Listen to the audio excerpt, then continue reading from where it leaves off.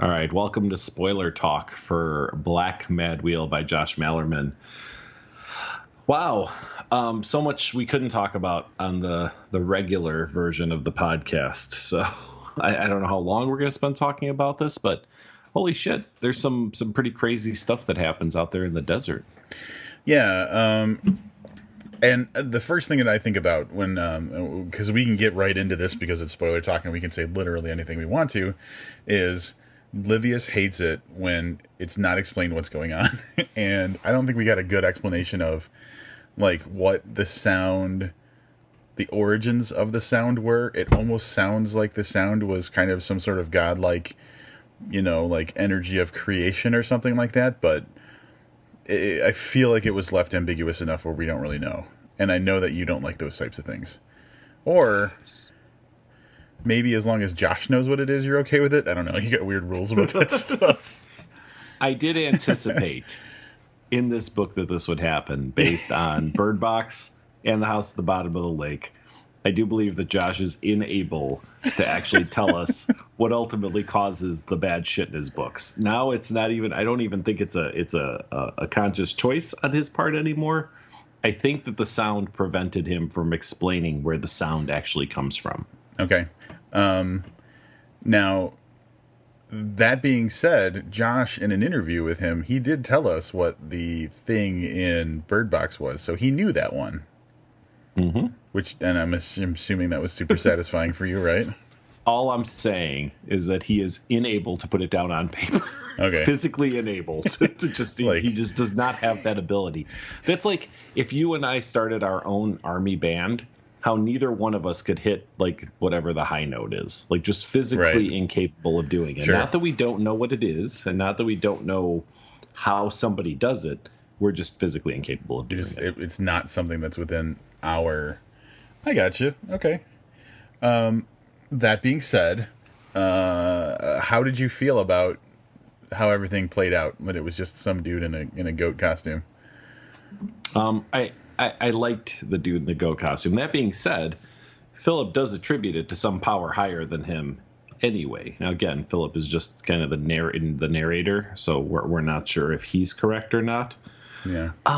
The thing that bothered me about that was kind of how, I wanted it to be the sound, not the painting, or okay. For you and I, whatever we would see, because the musician saw the music. Clearly, the other guy, for some reason, who was also a musician, saw the painting, which was a little weird, right? Well, he explained that, though. He explained that he started as a kid. He was really into painting or something. Yes. Yep, like he learned creativity through painting or whatever. I don't know. Right. So we're not creative souls at all. So who knows what we would see? Rob would see cleverly worded Facebook posts on a wall. Yeah, or like a selfie. Yes, yeah, a selfie. Yeah, that could be pictures of Rob on the wall. Yeah. So I think even if we didn't see who the big bad ugly was behind it all, which demon from the fifth dimension of hell was made that available to a human to then interpret and bring to the rest of the world, that little bit was I don't know, something I couldn't wrap my mind around. Yeah, I thought it was like that's a clever writing trick where you're just like, the thing is whatever you see it to be, because then you don't have to define it, and it's left to the imaginations of the individual. Because like the moment he revealed that the piano was not a piano, but for him it was, a canvas on an easel. It was Bob Ross. It was, we're gonna put a happy little tree in front of this dead person. The moment he revealed that, then everybody knew that it was up to them to figure out, well, what is this for me? And so I thought that was a pretty clever little trick. And we all thought about what would it be? What would our thing be? And I saw a selfie. So missed opportunity. Ellen should have seen something that was completely different than. Yeah, not getting Ellen's perspective was a little bit of a letdown for me. But I like that she was like, Ellen was a trooper, especially for being like a woman from a time where like you were basically told that like you're just a woman. Like she, first of all, was ready to just go right into the desert way more than I would have been. And she knew oh man, the note is gonna. She knew it was gonna go down, so she started just like shooting up with the drug to like That was survive really it. smart of her. I didn't see that coming. Yeah, like she was. I mean, the downside of that is like, Philip's not gonna last as long, but she survived. Well, and that's so some things are revealed there in the end too, right? We know that Philip is getting better, but I kind of thought that maybe he was.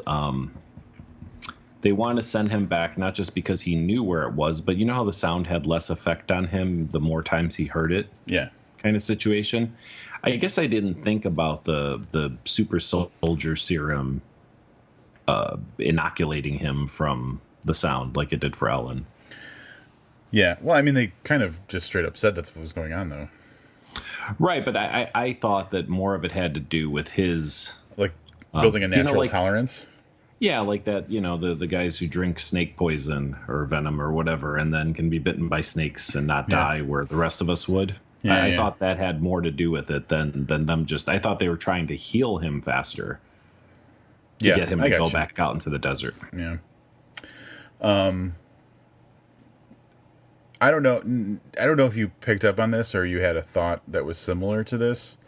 For me, one of the things that I was kind of noticing when they got into kind of the philosophy of the sound later on in the book was the fact, like, I kind of lingered on the fact that basically the sound was something that could render weapons, like, unusable.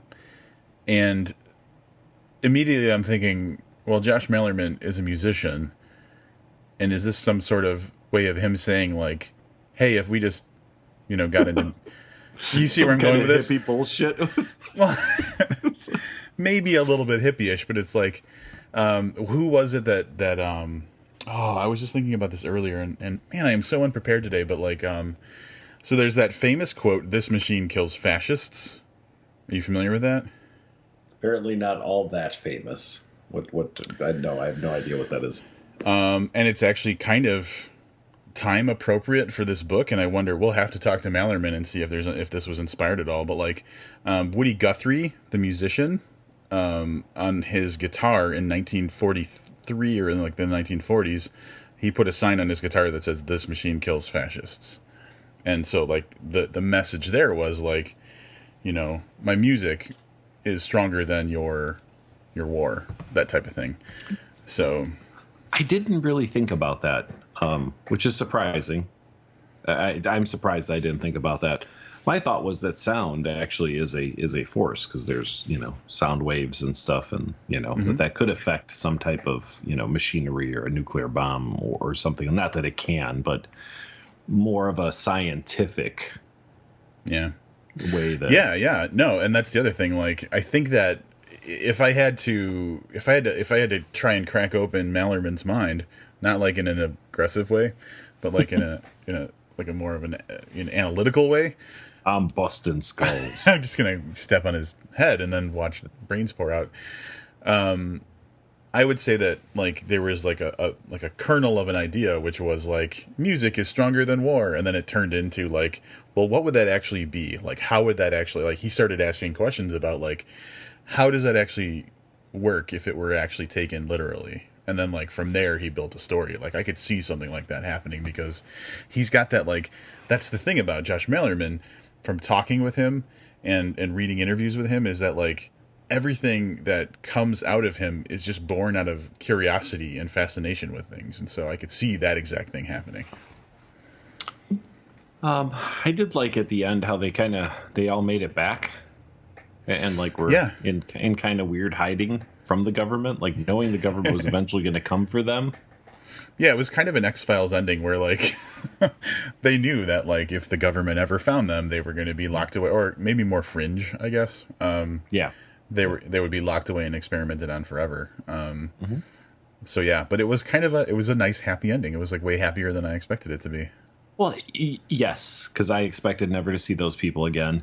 But for all the happy ending there is that whole Philip is going to die a very, very painful death eventually. And like a real nondescript eventually. Like, he told Ellen to stop telling him how many doses are left.